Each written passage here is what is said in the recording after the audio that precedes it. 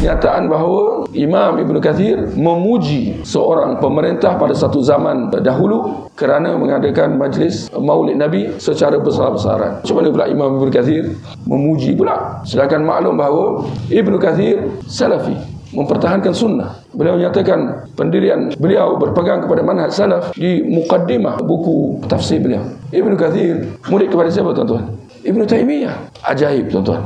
Ibn Taymiyah dikatakan Wahabi, tapi mereka lupa Ibn Kathir murid dia. Tapi apakan daya, sedaya upaya, apabila tak ada dalil, cari dalil. Apabila tak ada dalil, buat dalil, asalkan boleh. Sedangkan kita kata bukan begitu proses pendalilan. Pendalilan bagi suatu amalan untuk menyatakan baik atau terpuji tidak lain dan tidak bukan haruslah daripada Al-Quran dan As-Sunnah serta amalan sahabat.